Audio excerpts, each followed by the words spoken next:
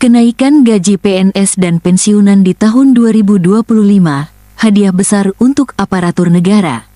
Tahun 2025 membawa kabar gembira bagi pegawai negeri sipil, PNS, dan pensiunan di seluruh Indonesia. Pemerintah telah mengumumkan rencana kenaikan gaji dan tunjangan pensiunan yang dinanti-nanti, sebagai bagian dari strategi meningkatkan kesejahteraan aparatur negara. Kebijakan ini juga mencerminkan komitmen Presiden terpilih, Prabowo Subianto, untuk memberikan apresiasi kepada mereka yang telah dan sedang berkontribusi besar terhadap kemajuan bangsa. Gaji PNS direncanakan akan mengalami kenaikan signifikan, yakni sebesar 15% hingga 20% dari gaji pokok. Kenaikan ini bertujuan untuk 1. Meningkatkan kesejahteraan PNS agar selaras dengan perkembangan kebutuhan hidup. 2. Mendorong motivasi kerja, sehingga kualitas pelayanan publik dapat terus meningkat. 3. Menjaga daya saing ekonomi di tengah inflasi dan kenaikan biaya hidup. Rencana kenaikan ini juga mencakup revisi tunjangan kinerja, TUKIN, yang selama ini menjadi salah satu komponen penting dalam pendapatan PNS. Dengan adanya tambahan tersebut, penghasilan total PNS diperkirakan akan meningkat secara signifikan. Tidak hanya bagi PNS yang masih aktif, pemerintah juga memberikan perhatian khusus kepada pensiunan yang telah mengabdikan hidup mereka untuk negara.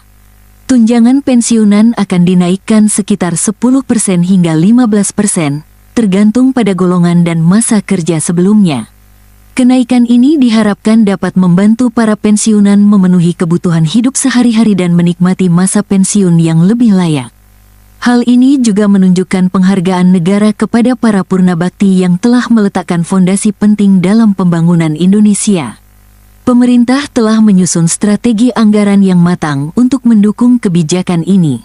Melalui Anggaran Pendapatan dan Belanja Negara, APBN, 2025, kenaikan gaji dan tunjangan pensiunan akan dianggarkan dalam pos belanja pegawai. Menurut Kementerian Keuangan, langkah ini tidak akan mengganggu stabilitas fiskal, karena telah melalui proses perencanaan yang mempertimbangkan aspek efisiensi dan prioritas pembangunan lainnya, seperti pendidikan, kesehatan, infrastruktur dan bantuan sosial untuk masyarakat kurang mampu. Kenaikan gaji dan tunjangan pensiunan tidak hanya berdampak pada kesejahteraan aparatur negara, tetapi juga memberikan kontribusi positif terhadap perekonomian nasional. Berikut beberapa manfaat yang diharapkan. 1. Meningkatkan daya beli masyarakat, terutama di kalangan PNS dan pensiunan, yang akan mendorong aktivitas ekonomi di sektor perdagangan dan jasa. 2. Efek domino terhadap pertumbuhan ekonomi, di mana peningkatan konsumsi akan menciptakan lapangan kerja baru. 3. Menjaga stabilitas sosial, dengan memastikan bahwa kebutuhan dasar aparatur negara dapat terpenuhi. PNS dan pensiunan adalah pilar penting dalam pembangunan nasional. PNS aktif menjadi ujung tombak pelayanan publik, sedangkan pensiunan merupakan sosok yang telah menanamkan dasar-dasar penting bagi kemajuan bangsa.